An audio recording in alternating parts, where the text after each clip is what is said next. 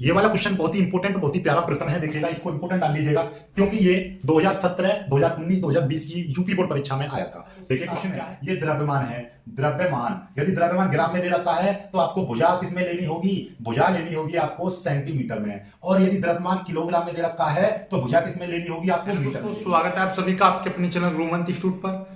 आज की ये वीडियो 12th क्लास की रहेगी, 12th क्लास के उन सभी स्टूडेंट्स के लिए रहेगी जो अभी यानी कि 2022-2023 की बोर्ड परीक्षा में बैठने वाले हैं। आज से हम केमिस्ट्री के न्यूमेरिकल्स स्टार्ट करने जा रहे हैं, क्योंकि देखो फिजिक्स, केमिस्ट्री, मैथ तीनों का मैंने कोर्स पूरा कंप्लीट करा दिया है एनसीईआरटी बेस्ड। तो ये न्यूमेरिकल्स भी मैंने करा दिए थे, लेकिन अभी क्या है कि कुछ स्टूडेंट बहुत ज्यादा कमेंट कर रहे थे कि सर हमें इंपोर्टेंट न्यूमेरिकल्स करा दीजिए, क्योंकि न्यूमेरिकल्स हम भूल जाते हैं और हम पे होते नहीं है।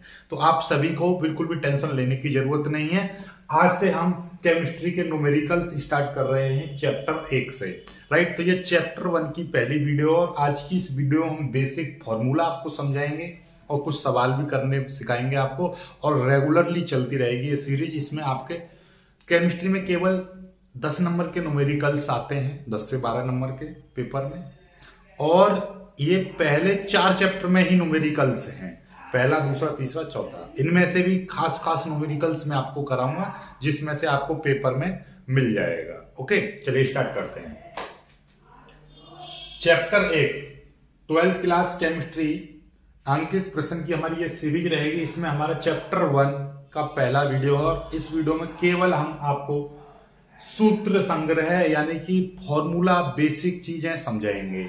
ओके, चलिए। तो चैप्टर 1 का नाम आपको पता ही है, सॉलिड स्टेट यानी कि ठोस अवस्था है। एनसीईआरटी बेस्ड हम सिलेबस चला रहे हैं, और एनसीईआरटी के जितने भी क्वेश्चंस हैं वो सारे सॉल्व कराएंगे।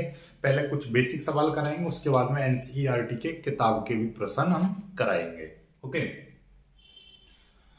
सबसे पहली चीज, आपको केमिस्ट्री में न्यूमेरिकल्स करने के लिए आपको अणुभार निकालना जरूर आना चाहिए। अणुभार आप पे नहीं आता है तो केमिस्ट्री का कोई भी न्यूमेरिकल्स आप नहीं सॉल्व कर पाओगे। इसीलिए अणुभार हर चीज का पता होना चाहिए, और अणुभार से पहले आपको सूत्र भी पता होना चाहिए। जैसे कि यूरिया का फॉर्मूला बताओ तो क्या होता है, NH2CONH2। एथिल अल्कोहल का फॉर्मूला, मेथिल अल्कोहल का फॉर्मूला, एसिटाल्डिहाइड का फॉर्मूला, फॉर्मेल्डिहाइड का फॉर्मूला, ठीक है। इस तरह से आपको पता होना चाहिए। ओके, चलिए। कुछ मैंने केवल ये 7 एलिमेंट लिखे हैं जो मोस्टली बहुत ज्यादा यूजफुल हैं, जो आगे आपके पेपर में आते रहते हैं। इन्हीं में से बन जाता है, बाकी 1-2 और आएंगे। मैं 10 से 15 एलिमेंट आपको याद कराऊंगा, उनसे ही काम खत्म हो जाएगा। जैसे एक हाइड्रोजन का जो अणुभार होता है, परमाणुक द्रव्यमान 1, कार्बन का 12, नाइट्रोजन का 14 होता है। क्रमांक नहीं, मैं अणुभार की बात कर रहा हूं, यानी परमाणु भार। ऑक्सीजन का परमाणु भार 16, Na का परमाणु भार 23, Cl का परमाणु भार 35.5, और सल्फर का परमाणु क्रमांक 32, और बाकी 2-4 एलिमेंट और मैं जुड़वा दूंगा तो आपका पूरा खत्म हो जाएगा।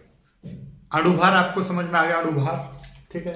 अणुभार का भी आपको मैं एक दो एग्जाम्पल लेकर भी समझाऊंगा अभी डायरेक्टली, अब आप समझेंगे एग्जाम्पल। जैसे यहाँ पे देख लीजिए, अणुभार आपको निकालना है, जैसे कि NH2, वो यानी कि आपका आ गया यूरिया का फॉर्मूला NH2CONH2। तो कैसे करेंगे, इसका अणुभार निकालना है आपको, लिख देंगे अणुभार।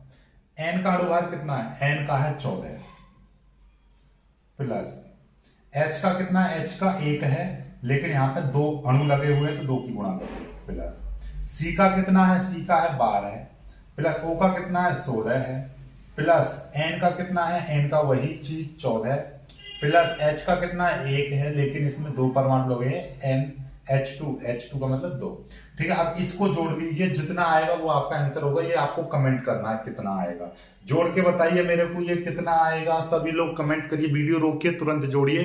तो ऐसी तरीके से आपका अणुभार निकालते हैं, ठीक है। एक और मैं आपको इसका जोड़ के आपको कमेंट करना है यूरिया का, और एक मैं आपसे पूछ रहा हूं,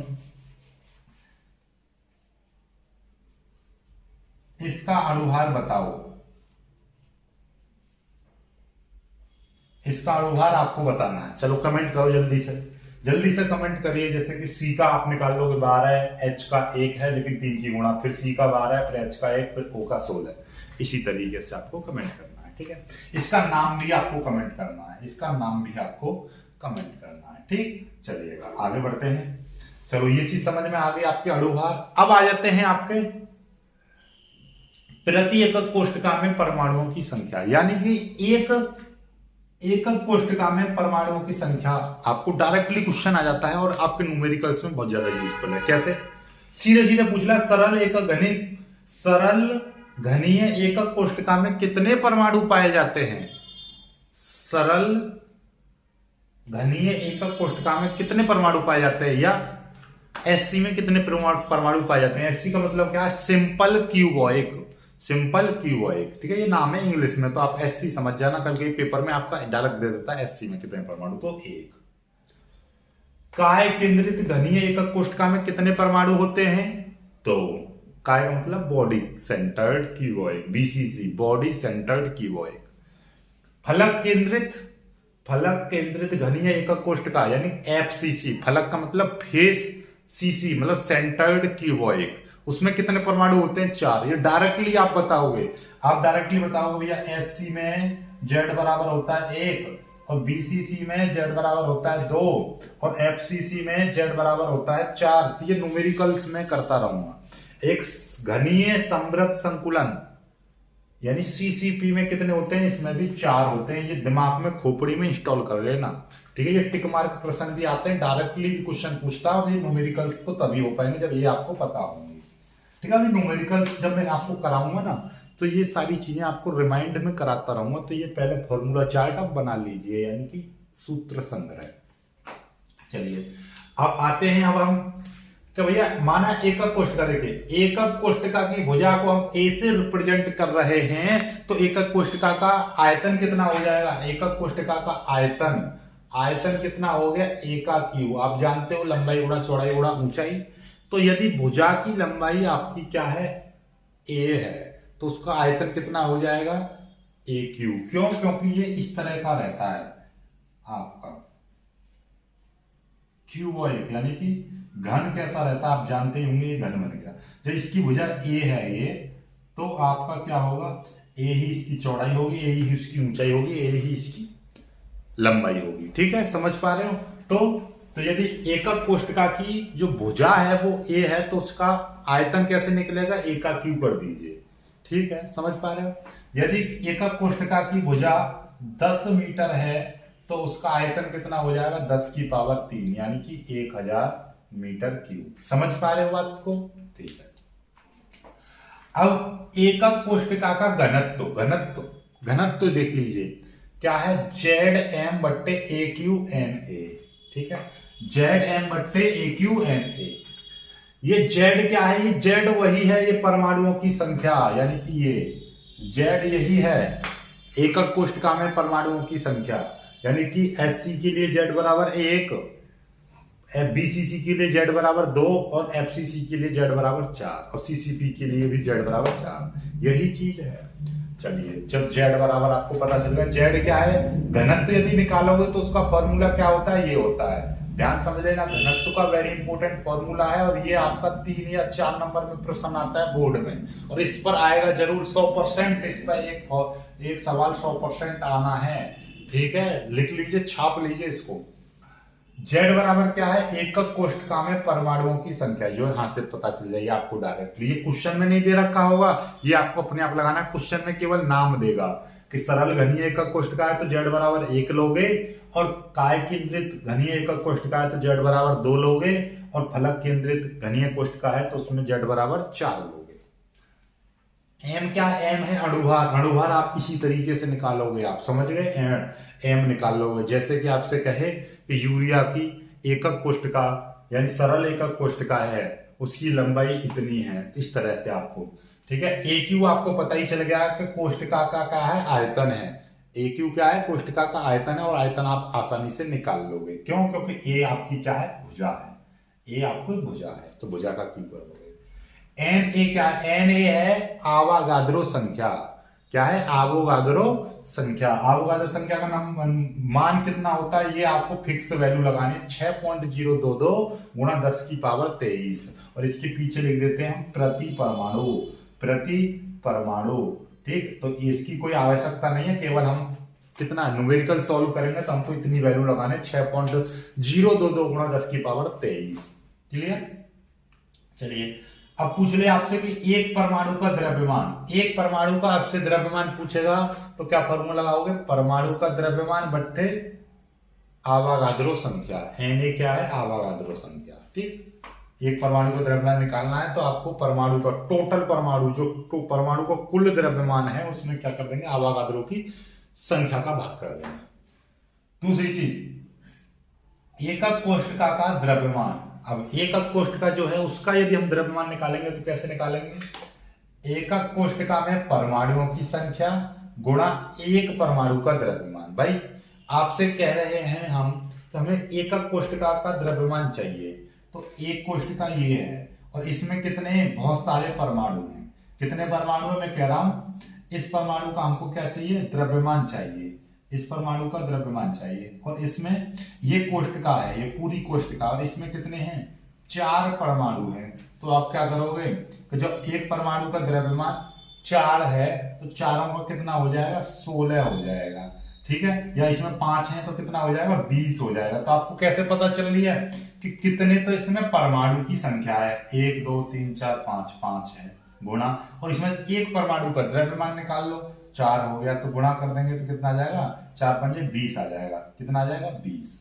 समझ पा रहे हो बात को। यानी कि आपका एक कोष्ठका का यदि आपको द्रव्यमान निकालना है तो उस कोष्ठका में कितने तो परमाणु हैं और एक परमाणु का कितना द्रव्यमान है, दोनों की गुणा कर दो, सिंपल निकल जाएगा। ठीक, चलिए अब इधर की साइड में आ जाते हैं। आपका दो पड़ोसी परमाणुओं के बीच की दूरी, दो पड़ोसी यानी कि एक एटम इस तरह से जुड़ा हुआ है, एक दूसरा एटम इस तरह से जुड़ा हुआ है, इसका केंद्र यहां पर है, इसका केंद्र यहां पर है। तो सिंपल सी बात है, ये इसकी त्रिज्या हो जाएगी यहां से यहां तक, और ये इसकी त्रिज्या हो जाएगी।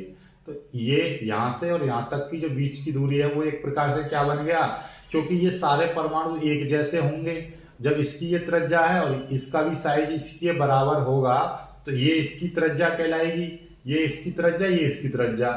तो आपको क्या दिखाई देगा कि ये और ये दोनों त्रिज्या मिलकर क्या बन जाएंगे, एक व्यास बना लेंगे, डायमीटर, तो इसीलिए डी बन गया। ठीक है, चलिए कोई दिक्कत नहीं है। तो आपसे हम पूछ रहे हैं दो पड़ोसी परमाणुओं के बीच की दूरी एससी के लिए, एससी का मतलब सरल घनीय एकक कोष्ठका के लिए डी बराबर क्या होगा, बीच की दूरी कितनी हो जाएगी, ए यानी कि भुजा की लंबाई के बराबर होगी। ठीक है, बीसीसी क्या हो जाएगा, बीसीसी के लिए डी बराबर क्या हो जाएगा, a/√2, a/√2। एफसीसी के लिए डी बराबर क्या हो जाएगा, a√3/2। यदि परमाणुओं की त्रिज्या आपसे पूछने लगे, यानी कि ये त्रिज्या आपसे पूछने लगे, तो कैसे निकालोगे, एससी के लिए इसका आधा आधा कर दीजिए, डायमीटर का आधा कर दीजिए, a/2। बीसीसी के लिए आर बराबर a/2√2, इसमें ही 2 का भाग कर दो, इसमें भी 2 का भाग कर दो। एफसीसी में आर बराबर क्या हो जाएगा, a√3/4। ठीक है, एक छोटे परमाणु का द्रव्यमान, छोटे परमाणु की संख्या, एक बड़ा परमाणु है उसमें छोटे परमाणुओं की संख्या यदि पूछेगा तो आप क्या करोगे, बड़े परमाणु का आयतन बट्टे छोटे परमाणु का आयतन। जैसे मैं आपको इसको समझाना चाहूंगा कि हमारे पास में एक इस तरह से क्या है, एक कोई भी कोष्ठका है, ठीक है, और इसमें इस तरीके के कितने हैं, ऐसे ऐसे ऐसे ऐसे बहुत सारे एटम हैं। अब हमें नहीं पता कितने, इसमें 9 एटम हैं, क्या है, 9 परमाणु हैं। ठीक, समझ में आ गई, 9 परमाणु हैं, लेकिन अभी नहीं पता कि आपको इसमें कितने परमाणु हैं। ठीक है, कोई दिक्कत नहीं है। ठीक, आपको अभी इसमें कितने परमाणु आपको नहीं पता, लेकिन आपको ये पता है कि भैया ये जो बड़ा परमाणु है, ये वाला बड़ा परमाणु है, तो ये क्या है, ये अपने आप में कितने वजन लेकर है, इसका आयतन कितना है, 36 है, इसका आयतन कितना है, 36। इस बड़े वाले का जो आयतन, इस पूरी कोष्ठका का हमने क्या करा कि इसमें जो ये बड़ा वाला जो था इसका जो आयतन है वो 36 है, और हमारे पास में एक इस तरह का आयतन के बनाने, गोले बनाने, इसका आयतन कितना 4 है। तो इस 36 में से, इस बड़े परमाणु में से छोटे कितने परमाणु बन जाएंगे जिसका आयतन 4 है। तो आप कैसे निकालोगे भैया, ये 36 है, 36 में 4 का भाग कर देंगे तो कितने बन जाएंगे, 9 बन जाएंगे। कितने बन जाएंगे, 9 बन जाएंगे। तो मतलब क्या है, अब कैसे पता चले कि किसी भी चीज के यानी छोटे परमाणुओं की संख्या, यानी ऐसे ऐसे छोटे परमाणुओं की संख्या आपको निकालनी है, तो हम क्या करेंगे, पहले बड़े परमाणु का आयतन लेंगे जैसे कि 36, और उसमें क्या कर देंगे, छोटे परमाणु के आयतन का भाग कर देंगे, यानी कितने बड़े बड़े उसमें आयतन हमने बनाना है। ठीक है, एक बहुत बड़ा लोहा है, मान लीजिए आपसे मैं कहूं एक लोहे का टुकड़ा है, ये लोहे का चादर है, लोहे की चादर है, और इसमें वजन है 100 किलोग्राम वजन है, और हम चाहते हैं कि इसमें से 5-5 किलोग्राम के छोटे छोटे टुकड़े बनाए जाए। ये लोहे का बड़ा टुकड़ा है और इसमें से मैं छोटे छोटे टुकड़ा बनाना चाह रहा हूं जिसका वजन कितना है, 5 किलोग्राम। तो आप क्या करोगे, इस 100 में 5 का भाग कर दोगे, यानी कि बड़े टुकड़े के द्रव्यमान में छोटे टुकड़े का द्रव्यमान का भाग कर दोगे तो आपको पता चल जाएगा इस बड़े टुकड़े में से कितने छोटे छोटे टुकड़े बन सकते हैं। ठीक है, 20 बन जाएंगे। तो उसी तरीके से छोटे परमाणुओं की संख्या बराबर क्या हो जाएगा, एक बड़े परमाणु का आयतन ले लो, उसमें छोटे परमाणु का आयतन भाग कर दोगे तो आपके परमाणु की निकल जाएगी संख्या। ठीक है, चलिए तो बस ये हैं कुछ सवाल, 1-2 कर लेते हैं, फिर उसके बाद में फिर अगली वीडियो से डायरेक्ट हम सवाल ही करना स्टार्ट करेंगे। ठीक है, चलिए। ये वाला क्वेश्चन बहुत ही इंपॉर्टेंट, बहुत ही प्यारा प्रश्न है, देखिएगा, इसको इंपॉर्टेंट डाल लीजिएगा, क्योंकि ये 2017, 2019, 2020 की यूपी बोर्ड परीक्षा में आया था। देखिए क्वेश्चन क्या है, एक तत्व घनीय समृद्ध संकुलन जालक बनाता है। क्या बना रहा है, इस चीज को नोट कर लीजिएगा, घनीय समृद्ध संकुलन जालक, यानी कि कौन सा जालक हो गया, सीपीपी, याद है ना जालक। ठीक है, चलिए आगे बात करते हैं। इसका परमाणु द्रव्यमान 6.02, ये 4 नहीं है, यू का मतलब होता है ग्राम प्रति मोल। ठीक है, कितना, 6.02 यू, तथा इसकी कोष्टिका की भुजा 10 pm पिकोमीटर है। इसके घनत्व की गणना करो। चलिए, बहुत ही प्यारा सवाल है। सबसे पहले कोई भी सवाल होता है, हम उसमें क्या करते हैं, सॉल्यूशन करने से पहले सबसे पहले हम लिखते हैं दिया है। क्या दे रखा है इस सवाल में, वो चीज देख लीजिए। सवाल में क्या दे रखा है आपको, एक तो जालक आपको पता चल रहा है, कौन सा जालक है, जालक यानी कि कोई भी कोष्टिका। तो यहां से हमको पता चल गया जालक कौन सा दे रखा है, इसमें जालक दे रखा है सीसीपी। जालक कौन सा है, घनीय समृद्ध संकुलन, घनीय समृद्ध संकुलन, मैंने बताया था सीसीपी। याद है या नहीं याद, याद होगा, फॉर्मूला चार्ट में लिखा था ना, सरल घनीय के लिए SC। ठीक है, उस तरीके से आपका एक BCC, 3 चीज तो होती है, SC, BCC, FCC और CCP। ठीक, चलिएगा, अब आपको हमको जालक पता चल गया, कौन सा जालक है, CCP। ठीक है, इसको बोलते हैं सरल घनीय एकक कोष्टिका, इसको बॉडी यानी कि काय केंद्रित, F मतलब फेस, बोले तो सरफेस, फलक केंद्रित, CCP। ठीक है, यानी कि संकुलन। ठीक है, घनीय समृद्ध संकुलन। ठीक है, चलिए CCP दे रखा है, तो यहां से क्या पता चलेगा, CCP के लिए Z बराबर क्या होता था, 4। बताई थी बात कि इसके लिए Z बराबर 1, इसके लिए Z बराबर 2, इसके लिए Z बराबर 4, इसके लिए भी Z बराबर 4। ये चीज अपने खोपड़ी में इंस्टॉल कर लो। ठीक, चलिएगा। इसके परमाणु द्रव्यमान बोले तो M बराबर कितना दे रखा है, 6.02 यू का ही मतलब क्या होता है, 6.02 ग्राम प्रति मोल। क्या लिख दोगे, ग्राम प्रति मोल। यू का मतलब होता है ग्राम प्रति मोल। चलिएगा, भुजा की लंबाई, भुजा कितनी दे रखी है, भुजा दे रखी है 10 पिकोमीटर। भुजा बोले तो A, बताई थी ना, भुजा A मानेंगे, कितना दे रखा है, 10 पिकोमीटर। देखिएगा, ध्यान से देखो, जब ये आपका ग्राम प्रति मोल में दे रखा है तो इसकी भुजा किस में चाहिए आपको, इसकी भुजा चाहिए आपको सेंटीमीटर में, और यदि ये चीज किलोग्राम प्रति मोल में दे रखी होती तो ये वाली भुजा चाहिए होती आपको किसमें, मीटर में। ध्यान से समझ लेना, यदि आपका ग्राम दे रखा है तो उसके साथ में ये द्रव्यमान है, द्रव्यमान। यदि द्रव्यमान ग्राम में दे रखा है तो आपको भुजा किसमें लेनी होगी, भुजा लेनी होगी आपको सेंटीमीटर में। और यदि द्रव्यमान किलोग्राम में दे रखा है तो भुजा किसमें लेनी होगी, आपको मीटर में लेनी होगी।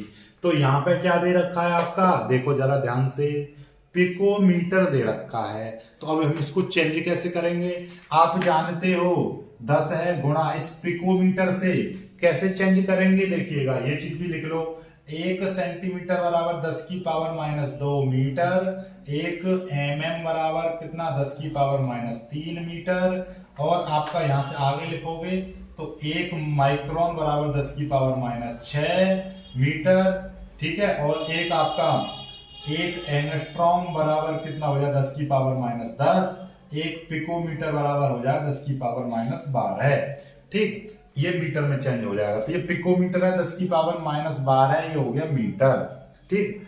पिको से मीटर में बदल गया, लेकिन हमको मीटर में नहीं चाहिए। यदि ये किलोग्राम में होता तब ये मीटर में चाहिए होता, लेकिन अभी हमें सेंटीमीटर में चाहिए। तो आप जानते हो 1 मीटर बराबर कितने होते हैं, 100 सेंटीमीटर होते हैं, यानी कि 10 की पावर 2 सेंटीमीटर, ठीक। तो अभी हमारे पास में कितना हो गया, 10 गुणा 10 की पावर -12, ठीक है, ये 12 मीटर हो गया।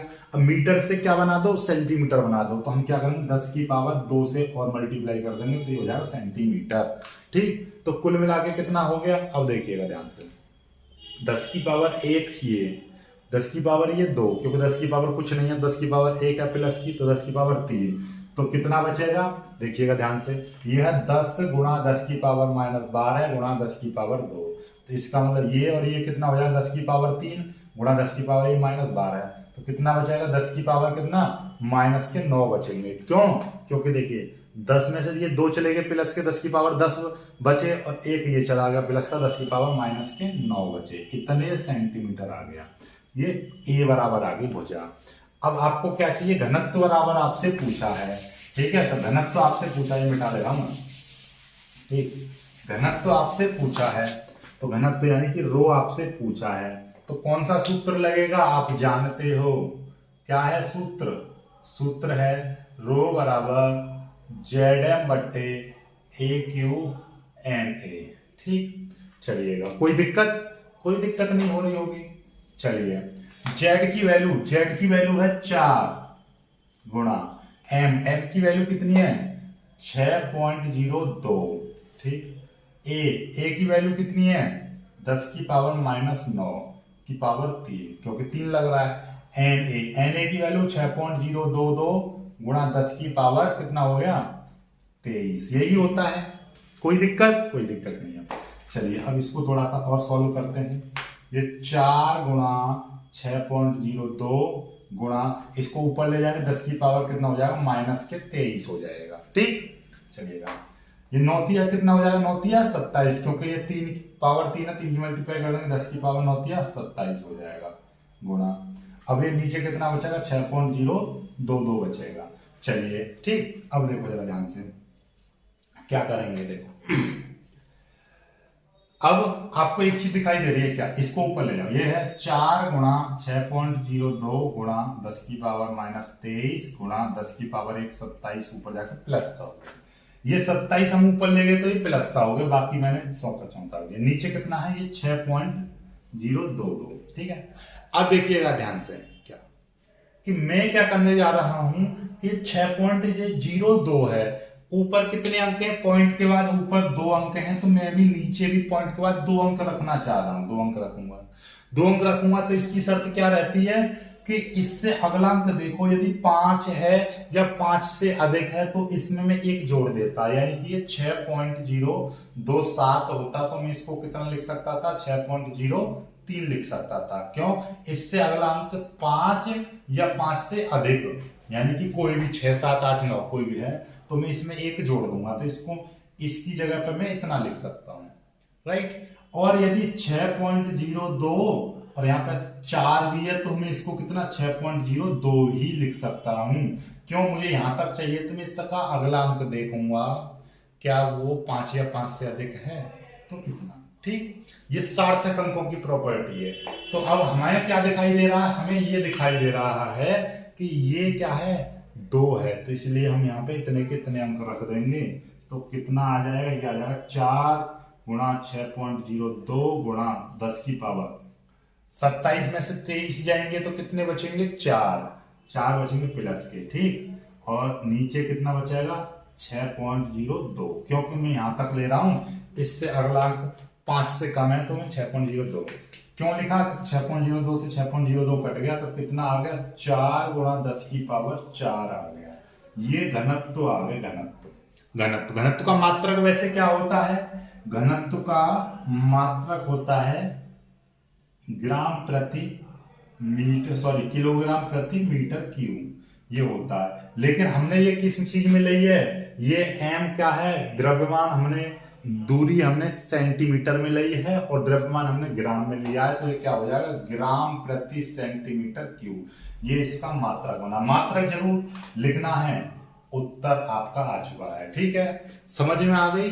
या देखो, जब भुजा आपका सेंटीमीटर में होगी तो घनत्व किस में लिया जाएगा, ग्राम प्रति सेंटीमीटर क्यूब में। जब भुजा आपने मीटर में ली है तो ये क्या हो जाएगा, घनत्व क्या हो जाएगा किलोग्राम प्रति मीटर क्यूब में। ठीक, ये चीज है। चलिए, तो ये इसका मात्रक बन गया, ये आपका उत्तर आ गया 4 गुणा 10 की पावर 4। आई होप कि आप इस सवाल को बहुत अच्छे से समझ पाए होंगे। ठीक है, समझ पाए हो तो कमेंट जरूर करना, बाकी आगे की वीडियो कल कराएंगे। और वीडियो पसंद आए लाइक करना, अपने दोस्तों के साथ शेयर करना, जो बच्चे नए हैं वो चैनल को सब्सक्राइब जरूर कर लेना। मिलेंगे एक खुशी वीडियो में, तब तक के लिए बाय बाय, जय हिंद।